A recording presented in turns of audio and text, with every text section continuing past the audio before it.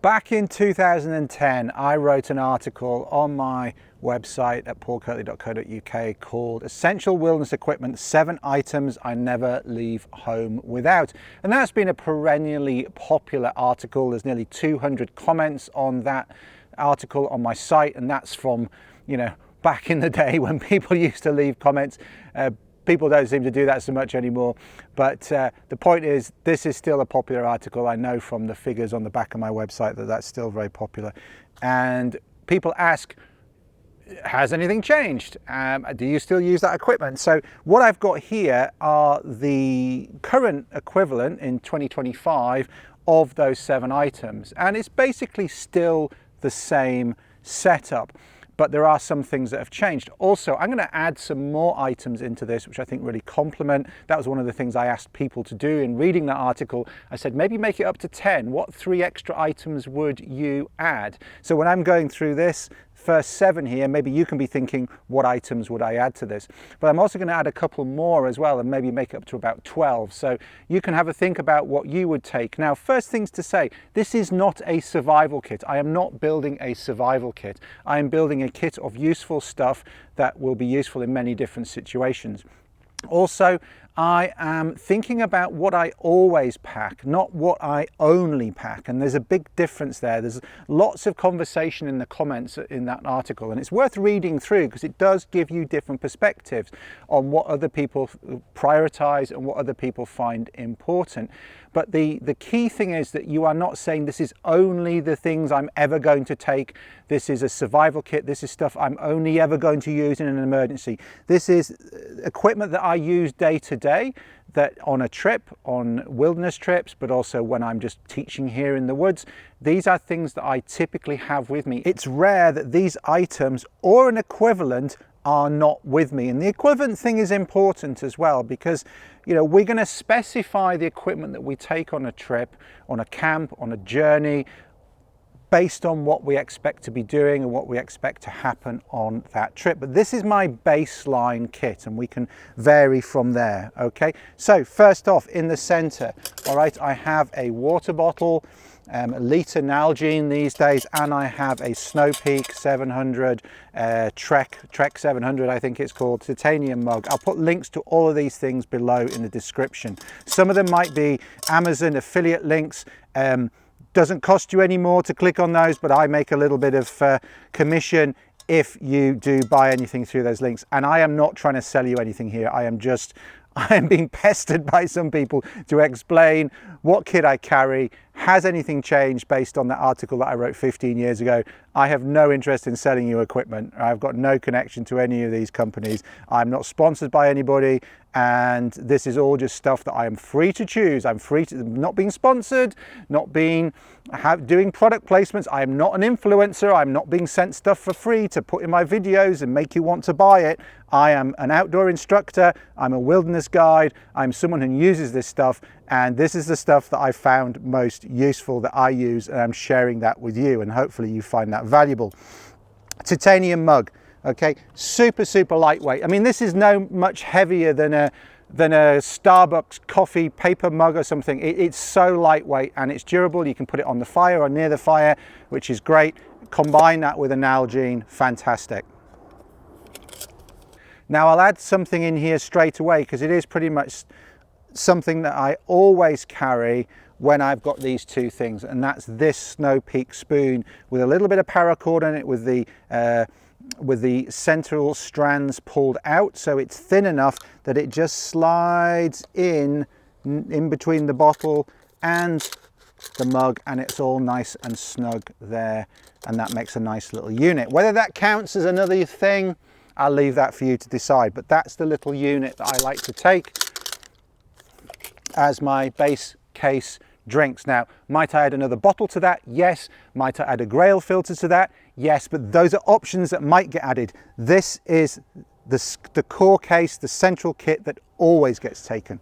Next up, knife. Okay, here I've got a PK1 knife. It doesn't have to be a PK1 knife if you're building your kit. And for me, it isn't always a PK1. It could be a Mora, could be a Mora Companion HD, which is a knife I really, really like, I really, really rate. I travel with this often. Things like this get nicked out of luggage in some countries, in some airports, and I'm not going to put it in there. I'd rather take a Mora. So that is also a consideration, but it's also a consideration about this being considerably lighter than this, this being considerably stronger than that, but you don't always need that strength depending on what you're doing. Equally, some trips, hiking in Patagonia, for example, I might just take a Swiss Army knife. Shock, horror, but it's got a good blade on it. It's also got a saw on it, so I can do my basic bushcraft tasks, but just on a smaller scale with this knife. I've got a separate video about why I like this knife, and you can find out more about that there, but that could be the knife that I take. If I am taking a belt knife though, whether it's a Mora, a PK1, a PK2, whatever else, I'm probably taking a saw with me as well. So if I've got a knife with me, I'm going to take two other things, whether that's a Swiss Army knife, whether it's a PK1, I'm going to take a sharpening stone, a small pocket stone. I like these Falcon DC4s, diamond on one side, ceramic on the other. Can do all the sharpening I need. Even with an axe, I can do all the sharpening I need with that one stone. So that goes into my pocket as soon as I've got a knife on me. And also I take some sort of cuts kit as well. I've typically got a small first aid kit with me anyway, but I can deal with cuts, small cuts with this, nicks, you know, those sorts of things. I've got a bit of tape in there. I've got Band-Aids, elastoplast, whatever you want to call them. I've got some gauze in there. I've got some steri strips in there. And I've also typically got some paracetamol in there as well, just a basic analgesic. And that normally goes in a little pouch that goes in my pocket. It's actually an old amenities kit from a flight from years ago. And that normally goes in there just to protect the lock sack. So this is in a waterproof lock sack. That goes into the little pouch, and then that goes into my pocket. If I'm working in the woods here, what I'll also slide into that pouch as well is we have these laminated A5 emergency cards with first aid procedures on one side. Of course, we've got first aid training, but it's just a plastic brain, and we've got all of our emergency procedures, locations, grid references, access points, and a little map on the other side. That goes in with my pocket kit, so it's always on my person. Then my primary choice for firelighting, the thing that I'm going to reach for first, is a ferro rod. I've talked about lanyards and what to add onto these and what I add onto them in other videos. I'll link to those below. But basically, fundamentally, I'm going to have a ferro rod, a good quality ferro rod, and there's a number that I particularly like. Again, I've made a video about which ones I particularly like. And I'll put a striker on there. While I can strike with my knife, I like to have a striker anyway, so that it's independent of any tool choice that I've got. Okay. What I also like to clip on there, so this would be another item. What I like to clip on there is a whistle that I can add on there and have together in my pocket. Next up is a compass. There aren't many places you're going to go that a compass isn't useful. Really, really, really useful for finding your way, finding your cardinal directions, marching on a route to get to a linear feature so that you can find your way back to camp, find your way back to help, what have you. Just use it, you know, as a matter of course in wilderness situations for sure. I like to use a sighting compass, partly for the increased accuracy, also for the fact you've got a mirror which could be used for signaling in emergencies. And what I tend to do is stick a timing chart on the back of this so that I don't have to do mental arithmetic when I'm cold, tired, hungry on the side of a hill with hail blowing on my face. Even though I have a degree in mathematics, I don't like doing arithmetic if I don't have to. And I've got my calculations already done for me on my little speed timing chart there. What I also like to combine with that, so that's sort of my basic 7 items with a few augmented bits there. Another augmentation I like to add is some sort of pace counting device. And there's a number of different ones I do use, but the basic one that a lot of people are familiar with are the ranger beads or the pace counting beads, and I will add those onto my compass. I don't necessarily keep them connected to my compass when I'm using them both, but I keep them together when I'm packing them out. So, you know, if I'm traveling for a trip, you know, traveling out for a trip, I'll just take the ranger beads and I'll just use like a cow hitch or a lark's foot, whatever you want to call it, just like you would maybe on a buttonhole or onto your rucksack strap or whatever, just to keep them together while I'm packing those for travel. Then I'm not going to lose those. So there's those basic 7 items that are a little bit augmented with a few extra items there. Debatable whether you class the spoon as an extra essential item, but definitely the pace counting, definitely the whistle, we're going to add those. Now, something that I generally do have, and I hinted at this with the Swiss Army knife, is I've got a knife, I'm going to take a saw that's of a proportional size with the knife as well, because that makes life a lot easier. Even though I can do a lot of things with this knife and I can do a lot of things I can more easily do with the saw, it does make life more easy having a saw. And the saw I still favour is a Laplander.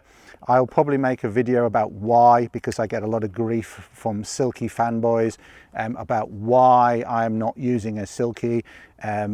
For wilderness use, I like a Laplander, and there's very good reasons for that, which I will lay out in a video at some point.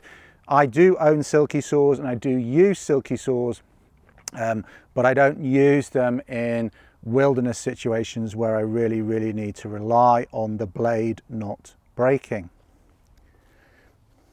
And then one other thing that I'm going to throw in, because I generally do have some, it's either stuffed in the top of a rucksack pocket, it's extra bits stuffed in with a tarp, it's extra stuffed in a pocket. There's probably multiple hanks, but I'm going to have some extra paracord somewhere. It's so useful both every day and in difficult situations, so I'm going to throw some paracord in there as well. Okay, next up, something that I've always got with me pretty much any trip is a head torch. Don't always use it. GBS in June 2025, when we were up in Sweden, it hardly got dark. I didn't use my head torch, but I've always got a head torch with me.